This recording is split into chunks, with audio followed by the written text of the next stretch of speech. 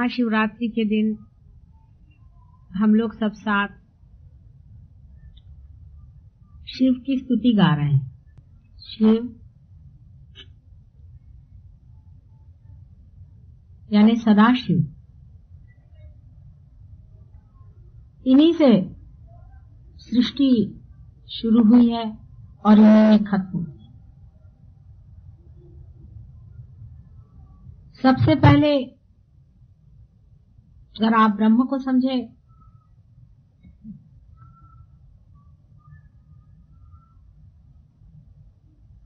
तो ब्रह्म से शक्ति और शिव जैसे कि एक सेल के अंदर उसका न्यूक्लियस होता है, उसी की तरह शिव और शक्ति सबसे पहले ब्रह्म में स्थापित होती। सृष्टि कैसी हुई, किस प्रकार ये घटना घटित हुई, किस प्रकार ब्रह्म शिव और शक्ति के रूप में प्रकट हुए, ये सारी बातें मैं आपको शनिवार और रविवार में बताऊंगी।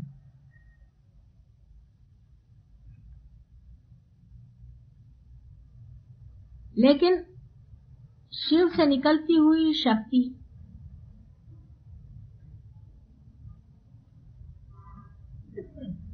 जब एक बाराबोली में घूमती है, जब एक प्रदक्षिणा लेती है, तो एक एक विश्व तैयार होते हैं। ऐसी अनेक प्रदक्षिणाएं शक्ति की होती रही। इसके बारे में भी मैं आपको बाद में बताऊंगी। अनेक विश्व तैयार होते रहे, अनेक भुवन तैयार होते रहे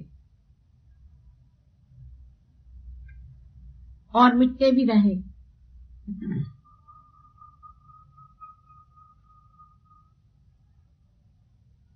शिव से शक्ति हट करके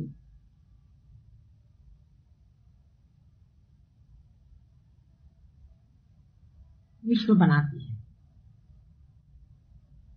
शिव सिर्फ साक्षी स्वरूप है। वे खेल देखते रहते हैं शक्ति का।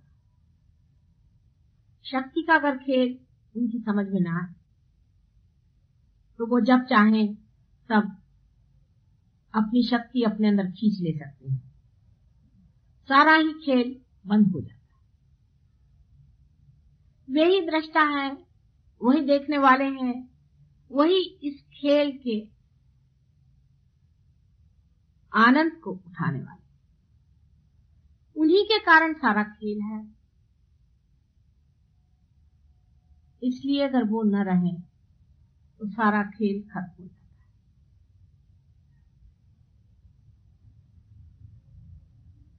वो स्थिति है, उन्हीं के कारण एग्जिस्टेंस होता है। मनुष्य के हृदय के कारण ही वो जीवित माना जाता है। जिस वक्त उसका हृदय बंद हो जाता है तो उसे मृत माना जाता है।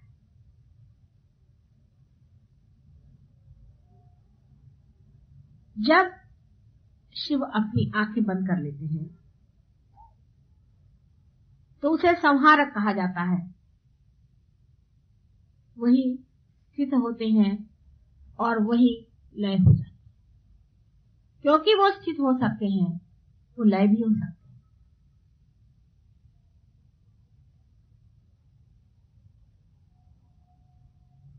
इस कुंडलिनी शास्त्र में शिव का स्थान आपसे मैंने बताया था हृदय में, मनुष्य के अंदर एक दीप ज्योति की तरह हर समय जलते रहते,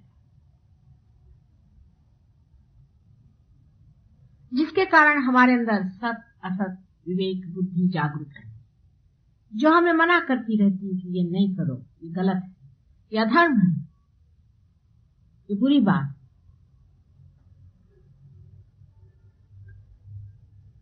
ये कपट है, ये लोभ है, ये मद है, ये मत्सर है, ये अधर्म है, ये मनुष्य की प्रतिष्ठा से गिरा हुआ काम है, ये शोभनीय नहीं है।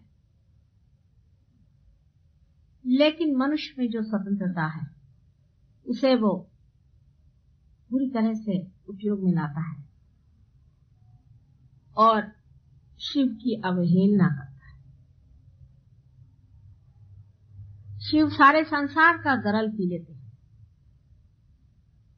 जितना भी विष हमारे हृदय में बसा रहता है, दूसरों के प्रति घृणा, हिंसा आदि अत्यंत बुरे विचारों से जो हमारा हृदय विषैल हो जाता है, उसको शिव हमारे अंदर जब जागृत होते हैं उसे पी लेते हैं।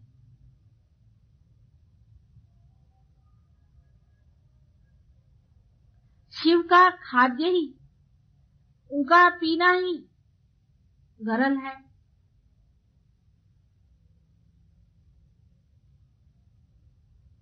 जो कुछ भी नशेली चीजें हैं, मद्य आदि, जो चेतना के विरोध में नुकसान पहुंचाती हैं, उन्हें शिव प्राशन कर लेते हैं। संसार का जितना भी इस प्रकार का विष है उसे वो ग्रहण कर लेते हैं अपने अंदर। इसीलिए उनको महाशिवरात्रि के दिन हम लोग प्रतीक रूप में भंग आदि नशेली चीजें अर्पित करते हैं। इसका अर्थ मनुष्य ये लगा लेता है कि अगर शिव भंग पीते तो हम भी पीते, अगर शिव शराब पीते हैं तो हम भी शराब पिएंगे। आप क्या शिव जी? उनके पांव के धूल के बराबर भी आप हैं। जिन्होंने संसार का सारा गरल पी लिया, उसके भी पीने वाले कोई चाहिए। देवी सारे भूतों को खा जाती है। रक्त बीज का जो रक्त संसार में गिरता था, उसके एक एक बूंद को देवी चाट दे। क्या आप लोग इसे चाट सकते हैं?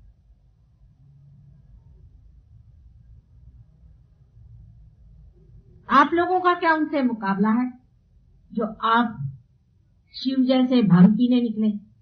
शिव चाहे दुनिया भर की भंग पी ले, उन पे चढ़ती नहीं। आप लोगों का ये हाल है। शिव एक दैवी संपदा, अवतरण है। अवतरण हम समझते नहीं चीज क्या होती, उसका लोहा ही दूसरा होता है, उसकी व्यवस्था दूसरी होती है। क्या आप उस तरह से बने हुए हैं? क्या आप उस कार्य के लिए बने हुए हैं कि दुनिया भर का आप जहर पी लें? बहुत से लोग ये कहते हैं कि माँ हमारे कुछ शराब चढ़ती है।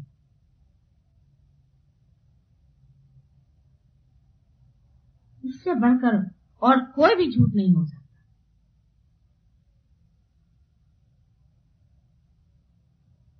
कुछ बड़े बड़े गुरु भी, जैसे कि साईनाथ शिरडी के, वो भी एक अवतरण थे। वे चिलम पीते, तो अब सब लोग चिलम पीने लग गए। क्या आप साईनाथ हैं? वे तो इसलिए पीते थे कि आपके हाथ कोई चिलम ही न लगे, सबकी चिलम ही पी डाले एकदम। सबकी चिलमें पचाने के लिए वो पीते थे। क्या आप लोगों में ये शक्ति है कि आप चिलम पी सकते हैं? उनको कैंसर नहीं हो सकता था।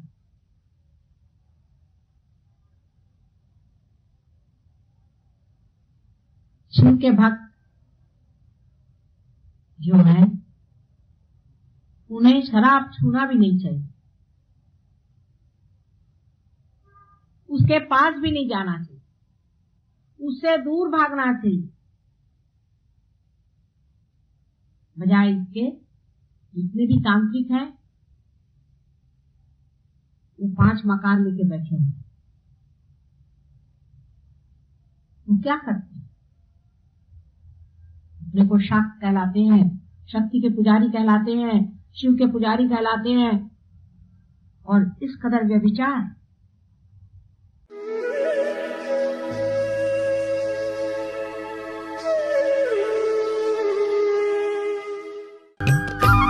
सब्सक्राइब कीजिए कुंडलनी जागरण को और प्रेस कीजिए बेल आइकन को, जिससे कि आपको मिल सके हमारी लेटेस्ट वीडियो सबसे पहले।